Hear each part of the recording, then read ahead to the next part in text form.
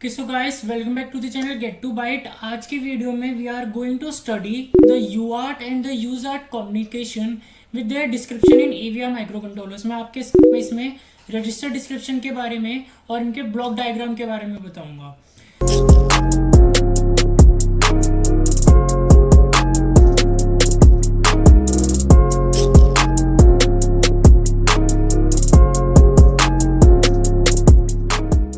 सबसे पहले बढ़ने से पहले ये तीन टर्म्स है जिनके बारे में हमें मतलब पता होना चाहिए: simplex, half duplex and full duplex. As their name suggest, simplex simple होता है, सिर्फ एक ट्रांसमीटर एक receiver.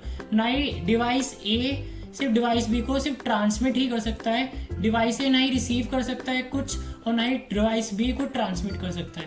Where as in full duplex हमारा ट्रांसमिट और रिसीवर दोनों होगा डिवाइस ए डिवाइस बी के पास, बट एट अ टाइम एक ही चीज होगी, या तो ट्रांसमिट डिवाइस से ट्रांसमिट करेगा या फिर डिवाइस भी ट्रांसमिट करेगा।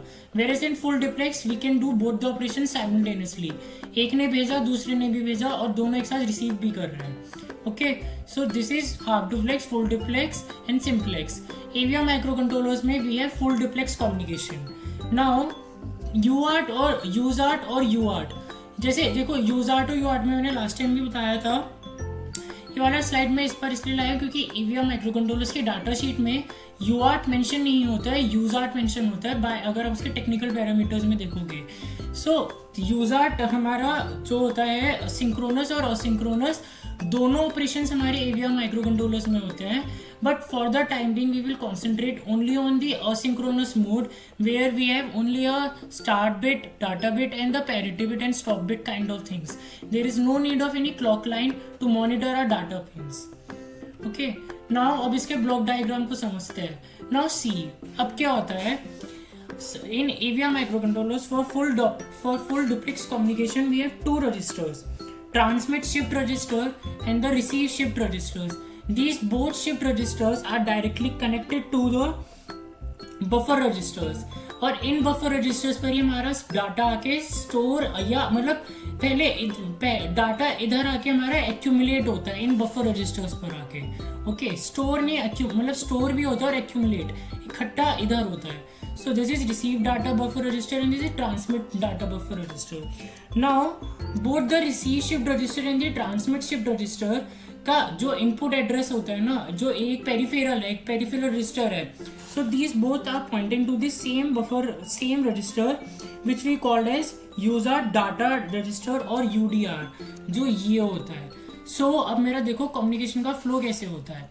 मेरी आरएक्सडी पिन है, या चलो पहला टीएक्सटी, मैंने कुछ माइक्रो कंट्रोल, ये डाटा बस है जहाँ से मेरा सिग्नल आया डब्लू का, डब्लू का जो बाइनरी फॉर्म है वो आएगा। ओके, जो भी गया बाइनरी फॉर्म 0011 एक जो भी है, ठीक है। सो नाउ डब्लू है, डब्लू का जैसे मेरा बाइनरी फॉर्म हुआ 01010111।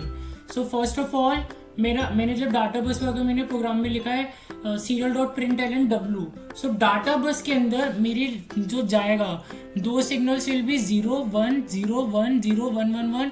These 8 bits will come here, TXP transmit data buffer register में, then from transmit data buffer register they will go to the this transmit shift register। Transmit shift register से जैसे transmit और मेरा receive shift register दोनों एक तरीके से आप समझ लो यही है मेरा UDR. Okay, this user data direction register और यूडीआर। ओके, यहाँ से मेरा डायरेक्टली जाएगा टीएक्सडी पिन पे। टीएक्सडी पिन मेरा जंपर वाई से कनेक्टेड होगा, उसमें मेरी वोल्टेज पे लेवल जाएंगे high low high low high according to the W का जो बाइनरी फॉर्म है उसके हिसाब से। टीएक्सडी का क्या डायरेक्ट आरएसडी पे। अब मान लो आरएसडी पर ही मेरा यही फॉर्म आया डब्ल्यू, आरएसडी पिन से वो जाएगा रिसीव शिफ्ट रजिस्टर के अंदर, that is first it will be get stored under the यूडीआर।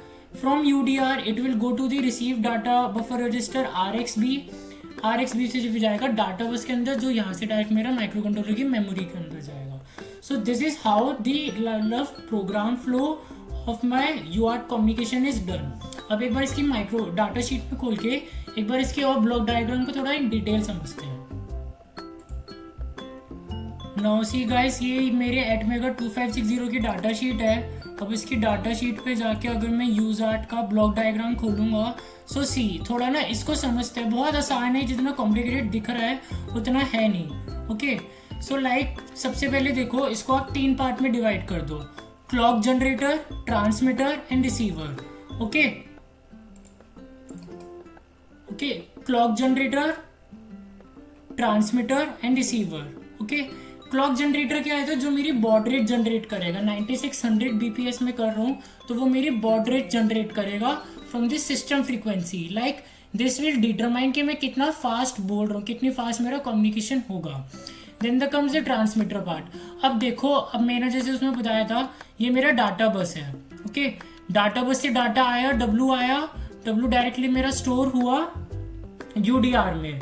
यूडीआर is what, my user data register, जिसका मेरा इनपुट आउटपुट एड्रेस सेम है to the transmit data buffer register. Okay, now UDR ने मेरा भेजा फिर transmit shift register को। From transmit shift register it will go to parity generator. अगर मैंने पैरिटी इनेबल करा है तो वो पैरिटी को इनेबल करके मेरी पैरिटी बिट लगा देगा, पिन कंट्रोल एंड टीएक्सजी से मेरा डाटा आउट हो जाएगा। From TXG it will now RSD में हमारा डाटा आएगा, आरएसडी के अंदर पिन आया, it will check clock recovery, data recovery, parity checker. Parity checker पे चेक होगा क्या मेरा पैरिटी सही है, जो मैं लाइक इस पे पैरिटी चेकर पे एक तो जो मेरा डाटा आया उस पे जो पैरिटी है और जिससे मेरे सी हुआ दोनों पैरिटी इक्वल है, बढ़िया। डाटा रिकवरी, डाटा को डिकोड करा, जैसे मैंने बताया था डब्ल्यू में उसमें भेजा उसने 0101011111, उसको डाटा को डिकोड करेगा 0101 को। और क्लॉक रिकवरी कि मेरा फास्ट डाटा उतना ही आया है जितनी मैं ट्रांसमिट और रिसीवर की बॉड रेट सेम है। देन फ्रॉम डाटा रिकवरी वो रिसीव शिफ्ट रजिस्टर के अंदर गया आएगा। From receive shift register it will go to my receive data buffer register and that is the same input output address as my UDR of transmit and receive. Okay, अब इसके अंदर हमारे main 3 registers होंगे जो हमें monitor करने होंगे, जिनसे हमारा ये पूरा इनेबल होएगा। फर्स्ट तो होगा हमारा UCSC-RA, UCSC-RB, UCSC-RC and one register will be for controlling our clock frequency, UART clock frequency। इधर आप लोग UART की क्लॉक फ्रीक्वेंसी से कंफ्यूज मत होना कि इसमें सिंक्रोनस वाले से लेना देना है, नहीं। इसमें जो क्लॉक फ्रीक्वेंसी जो मैं क्लॉक जनरेटर कह रहा हूँ वो मेरी UART कम्युनिकेशन, कितनी स्पीड में मेरा कम्युनिकेशन होएगा वो वाली चीज़ है। ये मॉनिटर नहीं कुछ कर रहा है मेरी डाटा पिन्स को, ये जस्ट मेरी फ्रीक्वेंसी से डाटा को भेजेगा। Okay, so guys now let's get into our this code part. सब कोड नहीं, अभी तो पहले रजिस्टर्स को समझता हूँ AVR माइक्रो कंट्रोलर्स के।